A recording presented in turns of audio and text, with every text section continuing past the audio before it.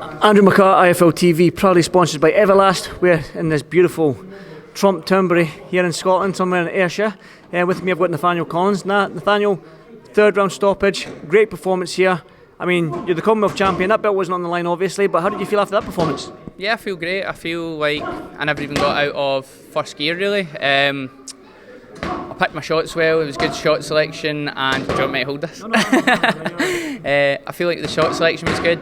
I feel like I could have done more earlier, I could have stepped on it, but there was no need to, it was a run out, so I done the business, I stopped the boy and he retired in the third, yeah. So that's 3 rounds quicker than Navarrete stopped him, so I'm feeling good. Well, that's what I was going to say. I was going to bring that up because we did speak about that off camera, that it took Navarrete 6 rounds, and we know Navarrete world champion in this crazy featherweight division. I mean, they're playing hot potato with these belts. I mean, Kanzu had it, now Lee Wood's got it, Galahad had it.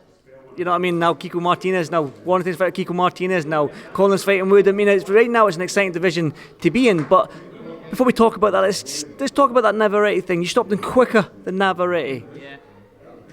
Is that testament to how good you are? Do you believe in that right now, that you are the Commonwealth champion, obviously, but do you believe that you're beyond that right now? Yeah, I feel like I'm still overlooked. You know, Navarrete's a big puncher. Navarrete's known for being a big puncher. I went in and I've took care of that guy, no problem. Like I said, I never even got out of first gear, you know. So I'm coming for world honours, you know. I seen the WBC silvers vacant.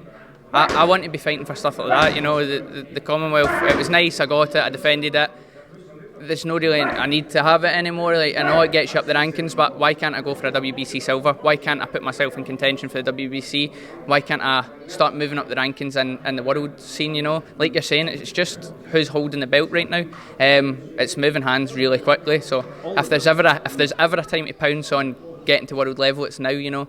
And I want to just bypass everything and get there now, you know. Well, I mentioned that Kanzu and Lee Wood, and then obviously the IBF as well. But let's talk about the WBC. Mark Bagzile beat Gary Russell Jr. So again, that them world titles in this division, and they're getting passed around like, I was going to say a joint, but maybe that's the wrong. Maybe that's the wrong choice of words there.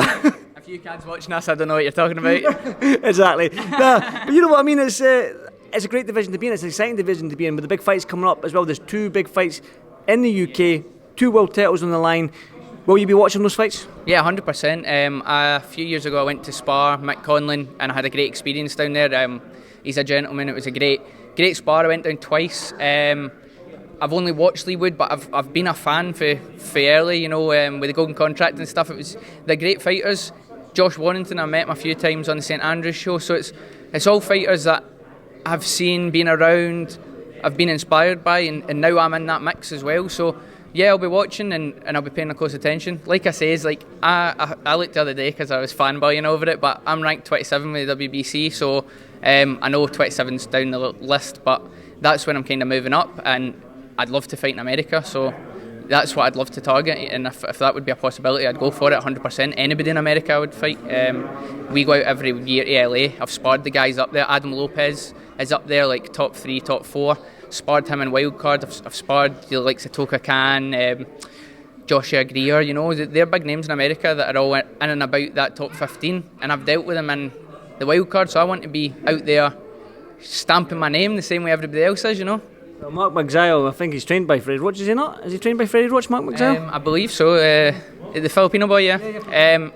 I believe so, and I wasn't impressed. Like, I feel if Gary Russell wasn't as active as he is, or never had niggles here and there, you know, the guy's not fought in about 2.5 years, you know. He was just holding the WBC for ransom, you know, so I'm glad to get bet, but I don't think it was that impressive performance. You're looking at that guy and thinking, I don't want to fight him, you know what I mean? I want that smoke, you know.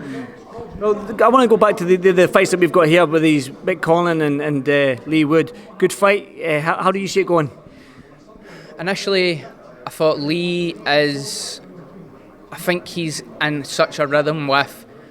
I mean, what a big statement stopping Zukhan in the 12th. Did he stop him in the 11th? Yeah, last round. What a performance. Beating him and then beating him to a pulp and getting him out of there. Amazing. And I think you have to be on cloud 9 with that. And he's impressive. He's impressed every other fight. You know, he's been knocking people out.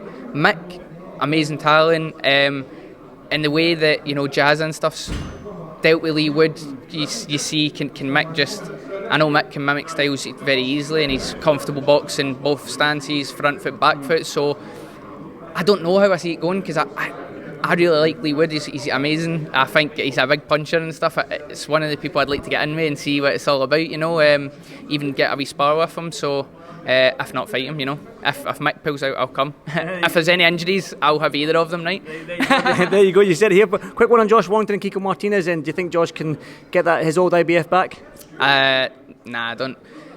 People will probably say that Kiko shot was a lucky shot, a once-in-a-lifetime shot. I always thought Kiko was decent and Kiko was good, and Frampton showed how good he was when he had his Kiko fights. I think Josh might be past it with the big knockouts change your whole dynamic, and that knockout was a big knockout, and then obviously the second fight, his redemption was scrappy. Like there was no sign of improvement, no sign of nothing. He was diving in with the head and stuff. If he dives in like that against Kiko, he'll get sparked as well, and that'll be playing on his mind. I've already been knocked out heavy. He's just knocked out Galahad heavy, Warrington had a nightmare. I know styles makes fights, but it's just how, if you pieced it together like that, then I don't see him getting it back.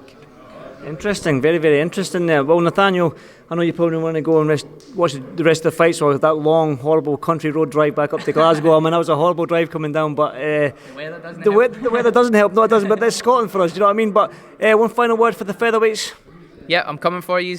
Anybody who wants it can get it, and I'm here. Everybody knows. I've announced myself on the scene. That's 100% knockout ratio since I got to Fight Zone, so I'm showing what I'm worth. 3 from 3? 3 from 3, exactly. Daniel, thank you so much for doing this, Five Field TV, and I'll see you soon, mate. Thank you. Thank you.